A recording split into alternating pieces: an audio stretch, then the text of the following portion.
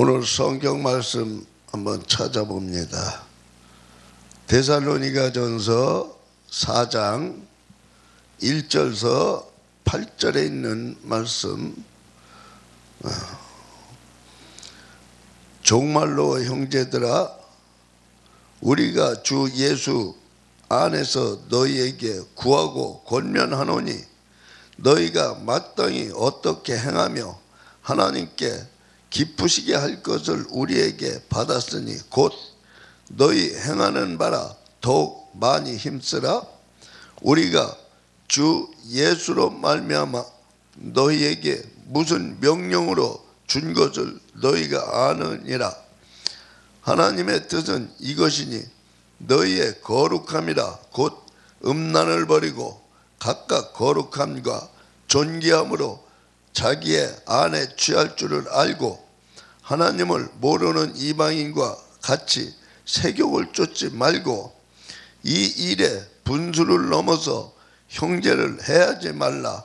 이는 우리가 너희에게 미리 알고 증거한 것과 같이 이 모든 일에 주께서 신원하여 주심이니라. 하나님이 우리를 부르심은 부정케 하심이 아니요 거룩케 하심이니, 그러므로 저버리는 자는 사람을 저버림이 아니요 저희에게 그의 성령을 주신 하나님을 저버림이니라. 아멘.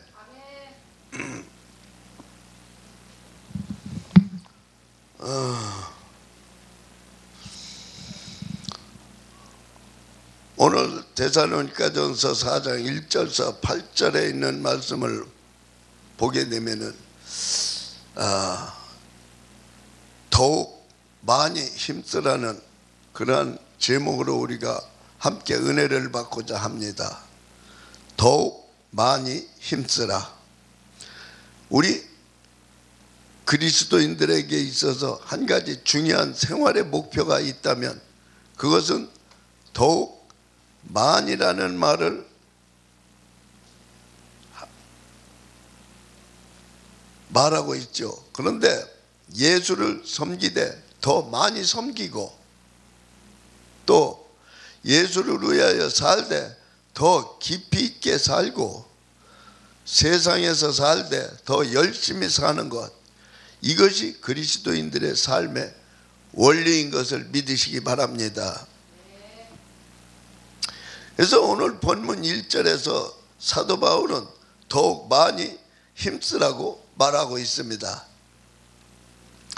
하나님이 기뻐하실 일을 위하여 더욱 힘쓰라는 말입니다. 즉 하나님을 기쁘시게 하기 위하여 더욱 많이 힘쓰라. 또 이것이 바로 우리 그리스도인들의 궁극적인 생활의 목표라고 말하고 있습니다. 그래서 이 시간은 우리 그리스도인들이 살아가면서 더욱 많이 힘써야 할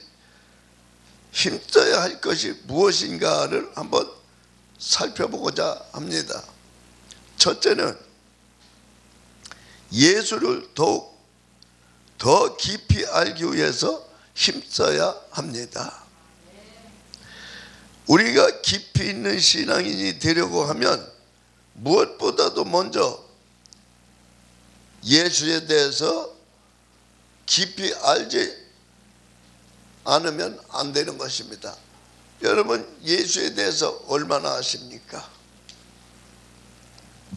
예수에 대해서 알고자 할 때는 예수님에 대해서 하나 알고 나면 또 알게 되고 또 알게 되고 또 알게 되고, 그래서 많이 예수에 대해서 많이 알아야 된다, 이런 얘기입니다. 언제든지 깊이 있게 알지 못하고 어렴풋이 알기 때문에 온갖 오해가 발생하고 그릇된 행동이 나오게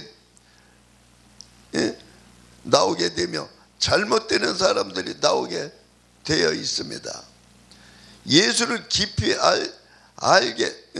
알지 못하기 때문에 주님의 뜻을 알 수가 없고 주님의 가르침을 잘못 이해하고 오히려 신앙의 길에서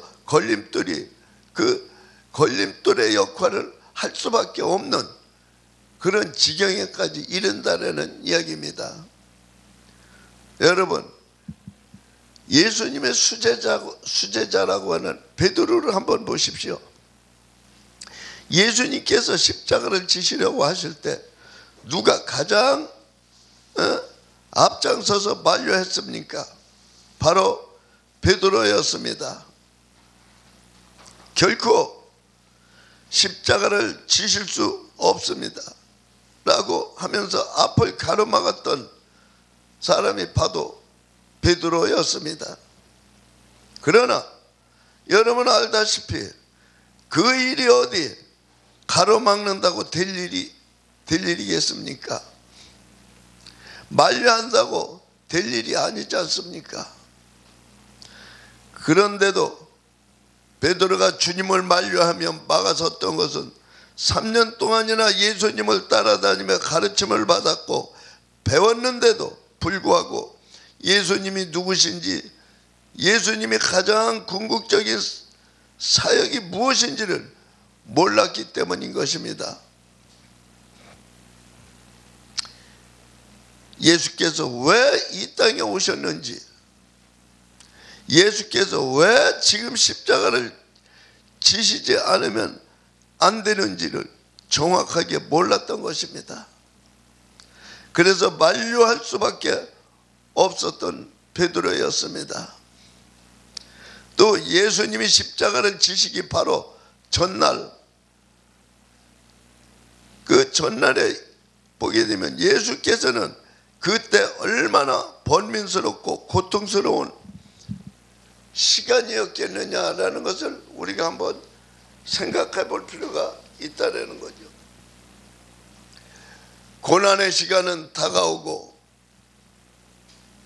자신의 심정을 아는 사람은 아무도 없으니 아마도 예수님께서는 그때가 가장 고민스럽고 고통스러운 시간이 아니었나 싶습니다.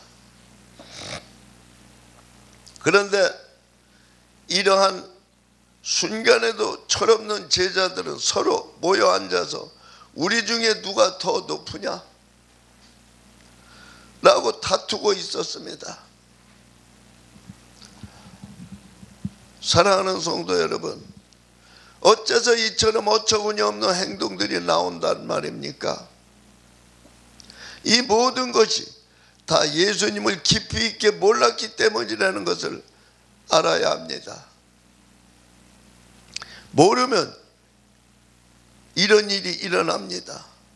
제자들은 3년 동안이나 주님의 곁에서 배우고 가르침을 받았으나 정작 주님을 잘 모르고 있었고 또 가르침도 제대로 이해하지 못하고 있었다는 증거입니다. 얼마나 한심한 노릇입니까? 그러나 모르면 누구든지 잘못된 신앙의 모습이 나올 수밖에 없습니다. 이들 제자들뿐 아니라 21세기에 오늘날 우리 많은 죄종들 또한 마찬가지라 생각이 되어집니다. 제자들이라고 해서 예외가 아닙니다. 목사라고 해서 예외가 아닙니다. 또 이 자리에 있는 여러분들이라고 해서 예외가 아니라는 겁니다. 모르면 이와 같이 다 주님께 방해자가 되고 누를 끼치는 사람이 될 수밖에 없다라는 겁니다. 그러니 이것이 얼마나 큰 죄입니까? 오늘날 많은 그리스도인들 중에는 오히려 방해꾼도 있고 회방꾼도 있고 십자가의 길에 거침돌이 되는 사람들도 있습니다. 오늘 성경이 주님을 깊이 아는 일에 더욱 힘쓰라고 권면하고 있는 것입니다. 그렇다면 우리가 주님을 깊이 알려고 하면 어떻게 해야 합니까? 어떻게 해야 주님을 제대로 알 수 있고 어떻게 해야 그 가르침을 바르게 깊이 있게 이해할 수가 있느냐라는 겁니다. 먼저 관심을 가져야 합니다. 그런 다음 관심을 가지고 말씀을 읽고 묵상하고 공부해야 합니다. 그러면 보다 깊이 있게 주님을 알 수가 있게 되고, 이러한 중에 주님을 만나게 되는 역사가 나타나는 겁니다. 그리고 그때 비로소 우리는 주님을 이해하게 되고 사랑하게 되고 주님의 부르심에 응답하게 되는 것입니다. 여러분들 주님을 잘 안다고 생각하십니까? 그래서 성경에 아직도 예수에 대해서 불편한 점이 있습니까? 모르는 게 있습니까?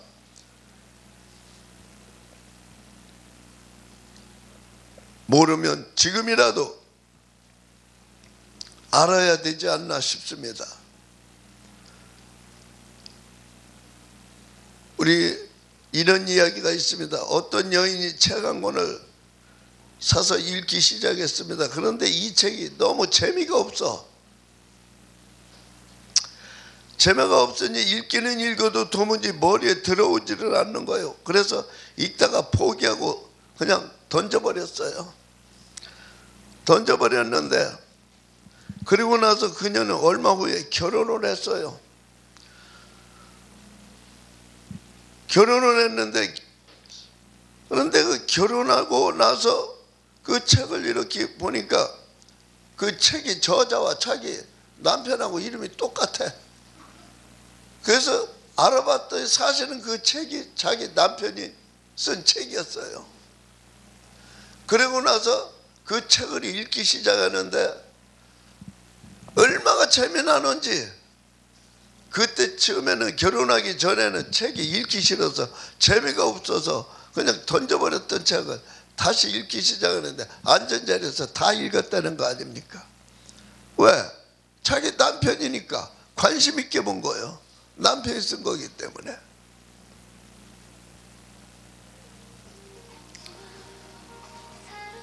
아유, 왜 이래?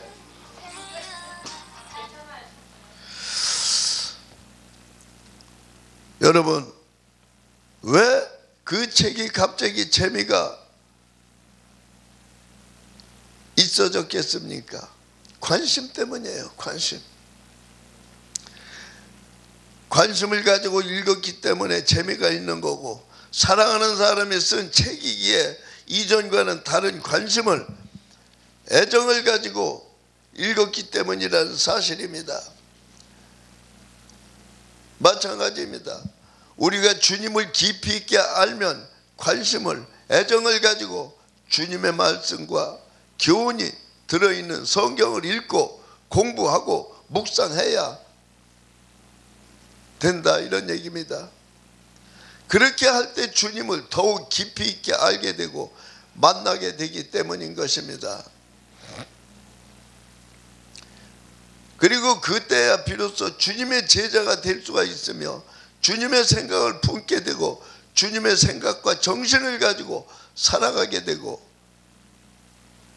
주님의 말씀 가지고 복음을 전할 수가 있는 저와 여러분이 되지 않나 싶습니다. 여러분들이 예수를 알기 원하고 예수님의 말씀과 그 가르침대로 살기를 원하십니까? 그 마음에 거짓 없는 진실이라면 관심을 가지고 성경을 읽으시기 바랍니다. 공부하고 묵상하시기 바랍니다. 주님을 더욱 깊이 알기 위해서 힘쓰는 성도들 되시기 바랍니다. 그리고 두 번째는 예수님을 더 사랑하기 위해서 힘써야 합니다. 주님을 깊이 아는 것만으로는 충분하지 않습니다. 주님을 더 사랑하도록 힘써야 합니다. 사랑하는 성도 여러분, 자신을 향하여 스스로 묻고 스스로 답해 보시기 바랍니다. 여러분은 주님을 정말로 사랑한다고 자신 있게 말할 수 있습니까? 그동안 우리는 말로만 많이 사랑해 왔습니다. 악을골짜기 빈들에도 복음 들고 가오리다. 우리 찬송가 355장에 나와 있죠. 사실 이 이야기는 제가 이제 가끔 설교할 때 많이 쓰는 대목이지만, 우리가 학교를 졸업하고 안수를 받고 하나님 앞에 기도할 때는 그럽니다. 주여, 아골골짜기도 좋사오니 보내만 주십시오. 순종하겠나이다, 최선을 다하겠나이다 하고 열심히 기도합니다. 그렇게 해놓고 정작 응답이 왔어요. 진짜 아골골짜기로 가게 됐어요. 그런데 가게 됐으면 기쁨으로 환영을 하고 기도하고 감사합니다 하고 가면 얼마나 좋습니까? 하나님, 왜 하필이면 납니까? 우리 모습이 바로 이런 모습이 아닐까 싶습니다. 지금 생각하면 모두가 말뿐이었고 거짓 고백이었다는 것을 입증해 주는 것이에요. 이것은 비단 우리들만이 아닌 줄 압니다. 예수님이 가장 아끼셨던 베드로도 예수님을 배반했습니다. 예수님이 자신을 향하여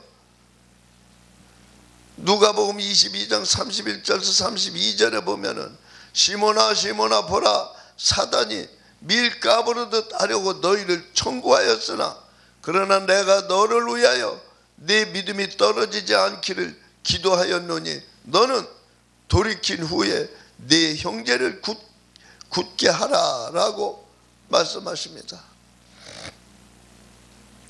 그리고 주여, 때가 주와 함께 오게도 죽는데도 가기를 준비하였나이다. 오게 가든. 이렇게 청산유수같이 그냥 고비고비마다 주님 앞에 달콤한 맛으로 고백을 해요.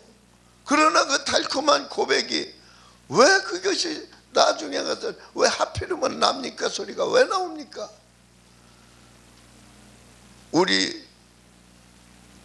우리에게는 이제는 이런 얘기가 나오지 않기를 진심으로 바랍니다. 한번 주님의 음성을 듣고 한 번 주님 앞에 작정을 했으면 그 작정이 그래 잘했다 하고 주님이 칭찬할 때까지 가야 되지 않습니까? 가룟 유다도 입장이 불리해지니까 스승을 팔아먹었고, 또 우리도 주와 함께 죽으러 가자 라고 고래고래 소리쳤던 도마도 예수님이 잡히신 뒤에는 어디로 도망갔는지 흔적조차 없었어요.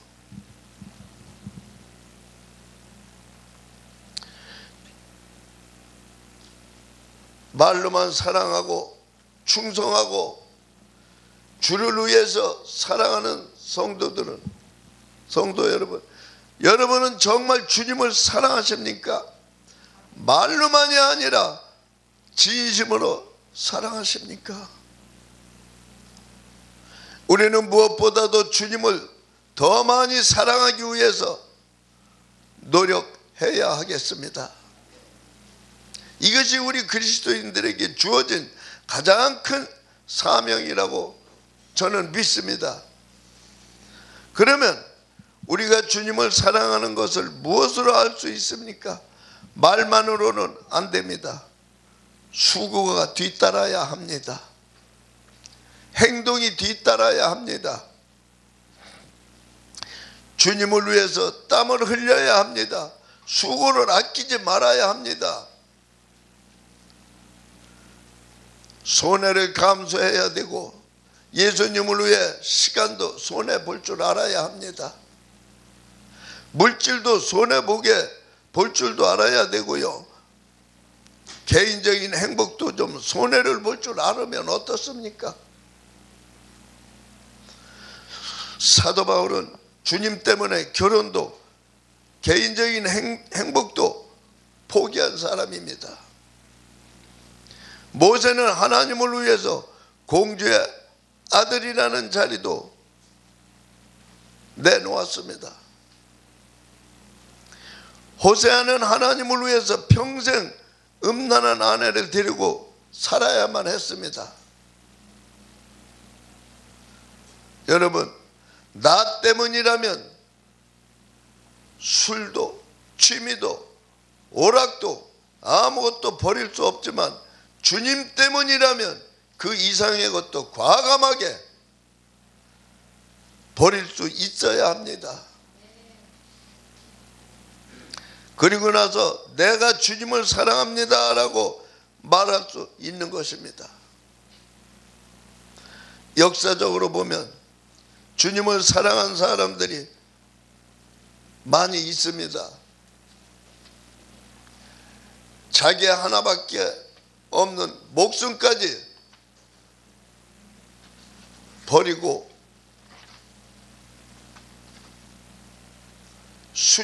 목숨까지 버린 순교자들도 있습니다.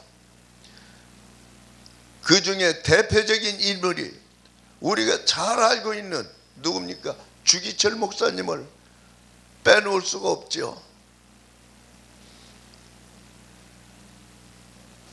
그는 일제시대에 신사참배 거부한다고 체포되어 고문을 받았습니다. 1차 고문은 온몸은 묶은 다음 천장에 매달아 놓고 갑자기 그냥 땅바닥에 떨어뜨리는, 새 공구리 바닥에 떨어뜨리는 그러한 그 고문이었어요. 그러니까 천장에서 여기다 매달아 놓은 채 그냥 이 바닥으로 떨어뜨리니 그 뼈가 가만히 있겠어요. 다 부러지기도 하고 그냥 얼마나 아팠겠어요. 그리고 2차 고문은 입만 남겨놓고 그냥 테이프로 다 막아버리고 물속에 집어넣는 거예요. 실컷 배 터지게 물만 먹고 나서 그 물이 그냥 이 눈 같은 데로 튀어나오니까 반창고로 세 겹 네 겹 막 붙여가지고 나오지 못해. 그러한 고통. 여러분, 순교자에게는 죽음이 무서운 것이 아니라고 합니다. 죽음이 무서운 것이 아니라 시간이 무섭다고 합니다. 아브라함의 경우에도 하나님이 이삭을 당장 잡아버리고 잡아 바치라고 했으면 오히려 더 쉬웠을 것입니다. 그러나 아브라함은 아들을 잡아 제사를 지내기 위해서 사흘길을 모리아산까지 가야만 했고, 그 잡아야 될 수밖에 없는 아들을 3일 동안 모리아산으로 데리고 가는 그 3일 동안이 얼마나 괴로웠겠느냐는 말입니다. 사흘길 같은 아브라함의 피를 말리는 그런 시간이었다는 것이죠. 그 사흘길은 최고의 고문이었어요. 그런데 주기철 목사님께서는 순교가 자꾸만 지연되었습니다. 그럴 때 주님, 이러다가 마음이 약해져서 순교를 못할까 봐 걱정이 됩니다 라고 고백한 말입니다. 아주 유명한 일화죠. 그런데 그때 사모님이 면회를 옵니다. 남편의 모습을 보는 사모님이 심정이 어떠했습니까? 그 사모님 또한 같은 고문을 당하는 심정이었을 거예요. 그 모습을 보는 사모님의 심정이. 그런데도 오자마자 남편에게 하는 첫 마디는 이 유명한 일 아닙니까? 여보, 당신은 꼭 순교를 해야 합니다. 그 하는 말 한마디, 마음이 약해질까 봐 염려가 되었던 것입니다. 이렇게 한마디 하고 돌아가는 아내를 보고 주기철 목사님의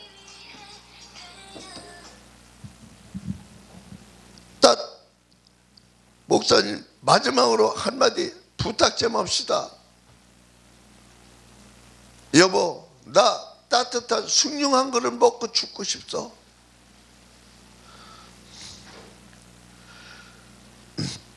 그리고 이틀 후에 목사님은 순교를 하셨습니다.